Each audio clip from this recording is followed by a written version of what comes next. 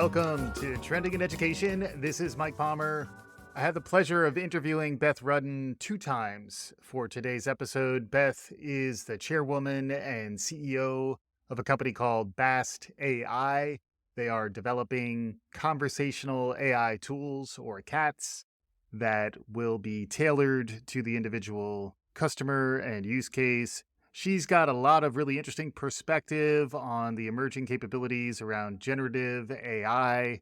We're going to pick up right here with my most recent conversation with Beth about ChatGPT and large language models and some of the challenges and opportunities therein. We'll also include, as a separate episode, my first conversation with Beth for those of you who want to learn a little more about her and her background and what she has going on.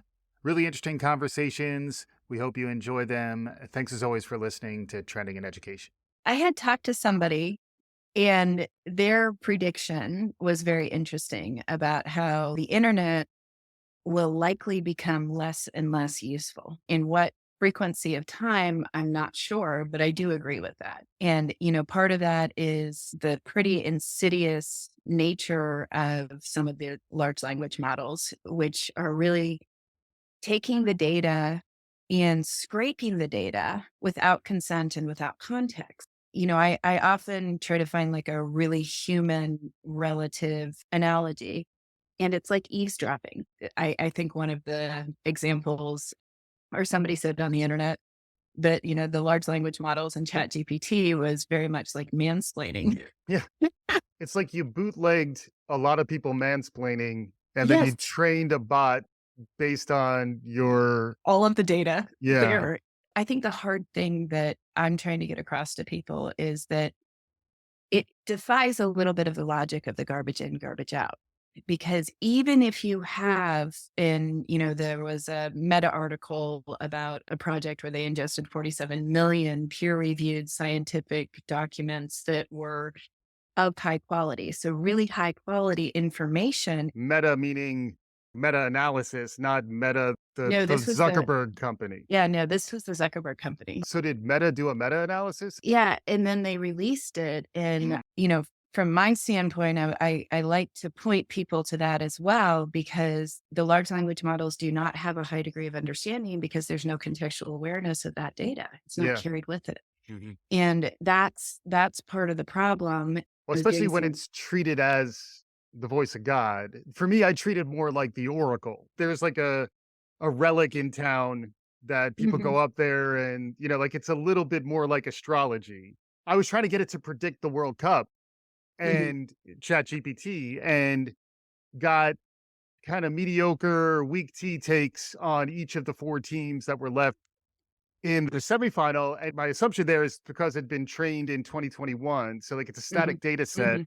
It's not Yeah. scraping. Because the idea, though, ultimately, based on ChatGPT, as I take it, would be if it was scraping the internet every day, Mhm. even if it is eavesdropping, and then there is some filtering and cleaning of the data and some like tuning of the algorithm, that'd be pretty interesting. But I think that the use case and the promise that everyone wants, and, Andrew Ng actually said this on Twitter. The problem is confidence is something that is a very human characteristic Yes. that is indicative of knowledgeable Mhm, and mhm, wisdom. mhm. And so when something is so falsely confident, It's Dunning Kruger training it. exactly, Yeah, yes, yeah. exactly. And why that's very dangerous. This is a response that I'm composing because I'm going back into history and looking at the stories, Mhm. and the Tower of Babel comes to Totally. mind, Yeah. right? And when we get to Mhm. a point in human social structures when we can no longer understand what's true, what's reality, if we don't have, the free association of being able to, have open discourse with free association, because Yeah. people's beliefs have come from sources that are not only illegitimate, but are confident. We go back to the tribalism form of big man complex, Right, where the right, big man who beats on his chest and speaks the loudest right, is the leader. right. And I feel like we've evolved We don't need to be there anymore. Right, right. So how can we use this magnificent new tool that teaches us that we can have a interface with information, and I'm going to use the term information that has been curated with context where Yeah. it has evidentiary trails As opposed to data. as opposed to data, which is just, an artifact or artifacts of human behavior that Yep. are just left around as exhaust that Hmm. is the basis for a lot of the statistical processing of the large language models. Right. And the experience that I have when I can interface with information and I can interrogate information, Yeah. it's like the ability to speed up that process of when I first would do reporting back in the day or dashboarding back in the day. And Yeah. I'd work with like senior executives or leaders to say, what is the information that you need to make what decisions at what time? Right. And that was such a hard problem to solve. It's not a solved problem. What I see is we've gone from like reporting to dashboarding to now an interface where we can actually ask questions. And then Hmm. we have dialectics and we Right. have dialogue and we Hmm. have a notion of interrogation. And that is what I have always said is the purpose of a data science team is to Mm. prepare the data to be interrogated by the domain experts. Because it was always the domain experts that had the greatest questions or the stories Right. of, oh, yeah, that was the one time we had to fly the guy in on the helicopter because Right. we couldn't get to the place. Like, in those stories are what allows us to understand the wisdom of connecting the dots Right. between the information and the context and the relationships with Hmm. that information. Right. And that's what makes the wisdom. We're going a little deeper now on ChatGPT, Mhm. where when we first talked, it was pre ChatGPT. And now, since ChatGPT came out, we've done a show about it with Yep. Nancy, my virtual co host. By the way, she sends her best. She's Mhm. sorry she couldn't be here. So we did that episode, which was also asking GPT about itself and its implications to education, writing, the future of work, which job areas might be impacted. We've had this kind of revelation, collective revelation a little bit. It does feel like there's almost a mythic element to the Mhm. releasing of Chat GPT. It's like Prometheus bringing fire to man and women. So I was anticipating this release. And, I'm very lucky to have had the knowledge and the skills to have been playing around with large language models. Now, I have a thread that I've been kind of pulling on, and it is very much informed by one of the most beautiful books that I've been listening to because I love her voice, but it's called Braiding Sweetgrass by Mm, Robin Wall Kimmerer, mm, and it talks about reciprocity and it talks about our understanding of an honorable harvest with the world, the earth, the environment. She is an ecologist and studies ecology and a botanist and just a brilliant human being who's bringing a lot of the indigenous knowledge to bear. And again, back to these stories that are told in order to get humans to understand. And this is where I go back to the Tower of Babel and what are other similar myths and stories yeah. in different cultures. Mhm. Because the thread is that communication is essential for cooperation. Mm. And if we are not communicating on the same basis and have the same vocabulary because we have different constructs of reality, Yeah. that's very, very dangerous for our ability to cooperate as social beings. Right. So that's why I think that there's a thread of an element of danger that everyone is signaling.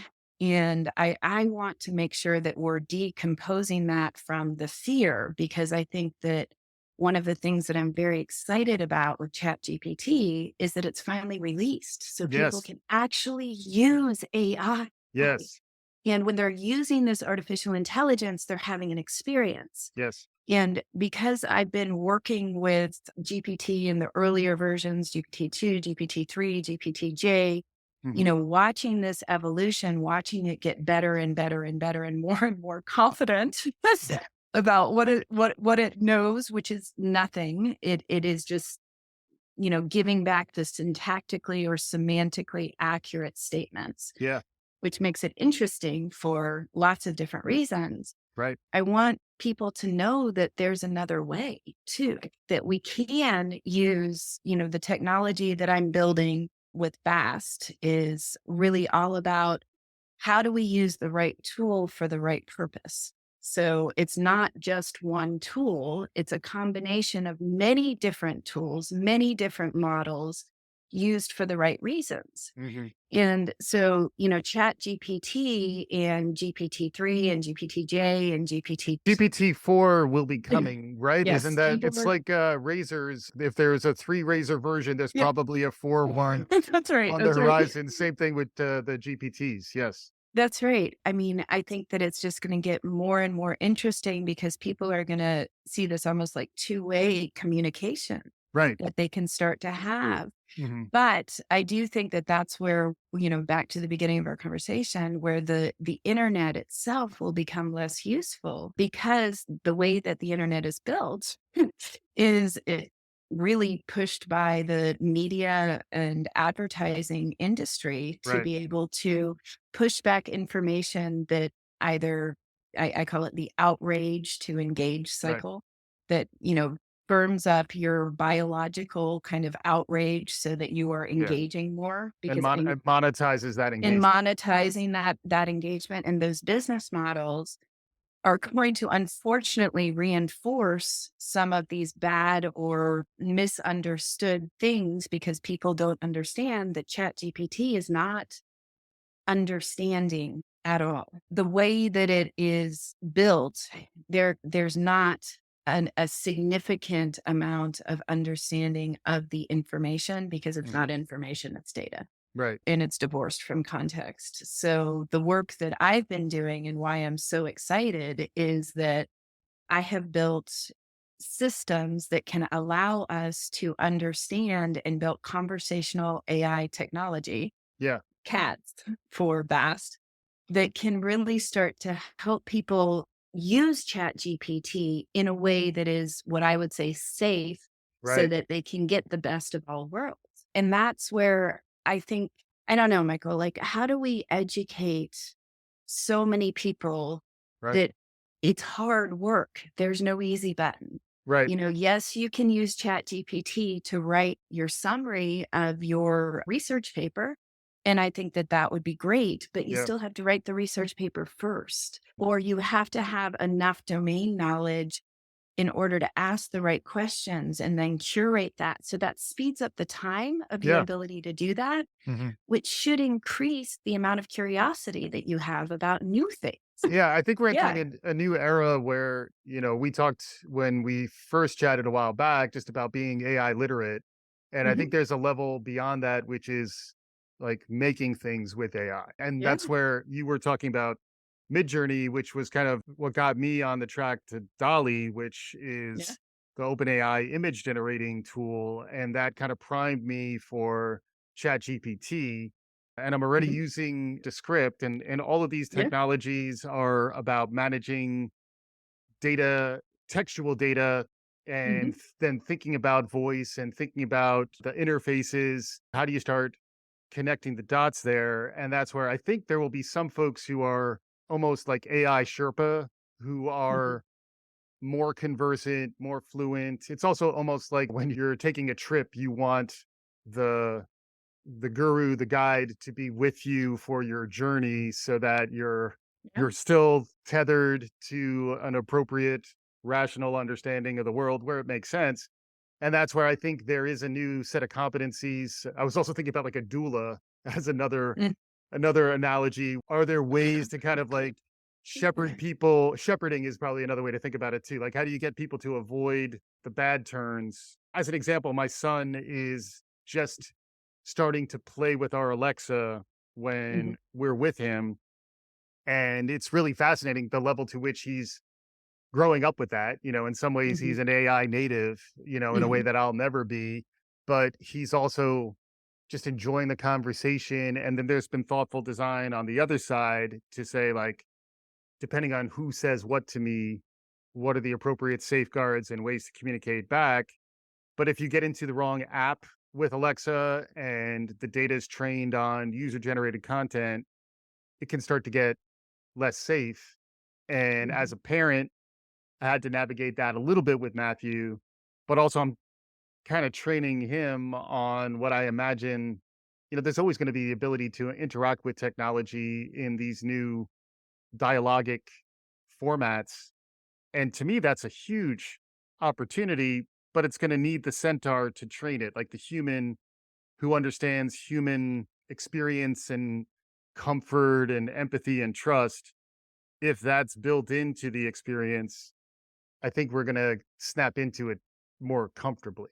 I don't know. I think that it's a very, very interesting time to be alive Mhm. because we do have, the equivalent of the Gutenberg Bible, but we also have a world that is so interconnected, and humans weren't made to process this much information from Right, this diverse of data sets all at once. right. Humans have always been pretty local and tribal and more, socially connected to their geographic landscape. A smaller number But of people too. Yeah. Mhm. yeah, and I don't know. I have opinions on that theory about the number of connections. I don't know that there's a number necessarily, but I think that we've been talking about this information overload for, so long. And information, Yeah. anxiety, Richard Saul Wurman is Future shock. To me, this is yeah, a perfect yeah. example of future shock. Yeah. Yeah. Yeah. And I feel like sometimes what has been happening is that we're all a little, ADD in the way that we are thinking about what is the latest problem without going back and saying, wait a second, Hmm. we were just talking about screen time. Right. What are your inputs? What are you reading? What are Right. you thinking? What are you doing? Hmm. And, I've been coming back, I call it wholesome discipline of just coming back to my own practices and my own experience and my own understanding of what I'm feeling based on the inputs that I'm putting into my brain. Yeah. And remember, there wasn't that long ago, like my parents' generation, they didn't understand the connection of putting food into your body and having health risks. Right. Right. Right? I mean, Right. like or smoking, like, Right. it wasn't that long ago that models were sent down Fifth Avenue smoking cigarettes in Right. order to get There were smoking cars on the train, which is their smoking. Yes, crazy to think of on the planes. airplane. Oh my goodness. There was a no smoking sign in the Yes, airplane. yes, that's right, that's right. So we have these artifacts to make us remember Yeah. that, we are not evolving at the same pace that we think our technology is evolving. And what I would ask people to always look at is who's benefiting. Mhm. And I mean that like from a monetary standpoint, but also like from a societal Yeah. standpoint, when you have only a very, very few people getting so much more wealthier Right. and having so much more safety, Right. because make no doubt, the purpose of power and wealth is safety. Mm. And it's safety for a small group of people. That is not good. That's not a good distribution. Hmm. And that's where I think we have to start looking at it. And I'm going to go back to the braiding sweetgrass of a more holistic ecosystem. Ecology comes from like the Greek word ecos, which means home. Yeah. Okay, this is our home. Right. What are we doing to it? And who's benefiting? And the humans that are benefiting, are they a wide enough, diverse enough representative sample of humanity? Because if not, we will go through these pendulums and these swings that we see in history over and over and over and over again. Right. And I think that there's a lot of stories that I'm trying to get people to think about, because until you hear and understand and can relate to a story, Hmm.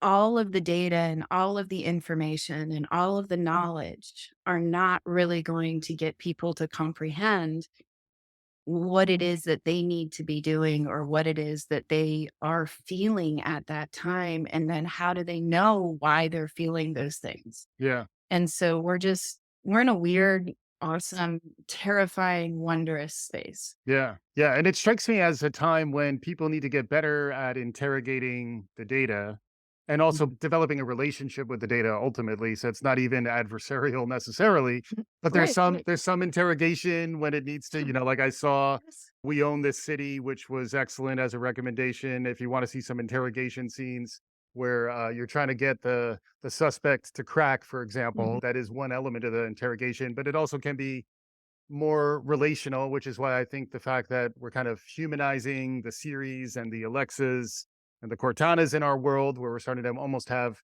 a relationship with the AI, and then also just understanding that that is in service of a story. Like ultimately, you interrogate the data, Yeah. you do treat it as something that is different from human, and it's almost like an anthropological sensibility to your engagement. This makes me think back to you talking about your archaeological experiences. It's almost like putting the data, which is an artifact of human experience, into context and then interrogating it using these new interfaces so that ultimately you're able to tell better stories. It Mhm. does seem like there is a thread, there is like a narrative thread to what you're talking about now. And as we're concluding, because I know we're a little bit tight on time, if you could start maybe recapping for folks some advice or some ways to kind of understand what's happening right now so that folks maybe have some direction, if the Sherpa analogy is allowable, if the Virgil to Dante, help us understand a little better how we might Oh, navigate some of this. I would ask people to always remember that one of my favorite quotes is wisdom, like rainwater, always collects at the low points. Hmm. And anyone who has gone through, any trauma, when you are able to be present at those low points, that's where the wisdom is. Hmm. And it's hard to get to. Just to kind of riff a little bit on the word interrogate, Mhm. and my advice is to always play, play, play. And I mean that I'm using that word specifically. Play with technology, whatever it is. Don't be afraid of it. Mm. And when you're playing with it, make sure that you're thinking through what kind of uses that it could really, be there for. And I was just asking my cat, my conversational AI technology that I was building, Yeah. and I would say that, what I'm doing with the conversational AI after, really playing with it for a year and having my children play with it and having lots of people, lots of data points and information points on the relationships that people are interested in. And, just sort of doing some of this analysis and experimentation is that it's really all about the questions that you Mm. ask. Mhm. So the question that I just asked my cat is I said, what is the etymology of the word interrogate? Mm. And the cat comes back and says the word interrogate is derived from the Latin word interrogare, which means to question. And for the record, how we know how to pronounce Latin is based off the graffiti of the phonetic spelling of the people who were illiterate Mm. in the Roman world. Mm. If you think about how much we do not know, think about the fact that, veni, vidi, vici, and like Yeah. all of the way that we think we know how to pronounce is based on the graffiti of the people who were not literate. Right. They had to spell things It's all phonetically. about the vernacular, Beth. It's all about the vernacular. The second question I said, to the cat, I said, why do you think the word interrogate has a negative meaning? And, I'm doing a lot of things there. I'm personification in Yeah. that I'm giving the cat a notion that it can think. I'm asking, something that I'm leading and anchoring it in. But the response I think is very interesting. And this is what I use the cats for and I use the large language models for is to ask questions and formulate the right question. And so the response was, I think that the word interrogate has a negative meaning because it is often used in a context where someone is being questioned in a forceful or aggressive way. Okay. And so that meaning might have Mm, changed over time. mhm, So, my next question would be, could you tell me a story about a time in which the word interrogate was used in a positive connotation? mm, And so it's like, these are the types of things that I have trained myself to do yeah, in order to better my understanding of how I know what I know. And then I always look for positive examples because positive reinforcement works a heck of a lot better than negative with human beings. yes, yeah. And so I find those positive reinforcement examples, and then those are the ones that I want to replicate.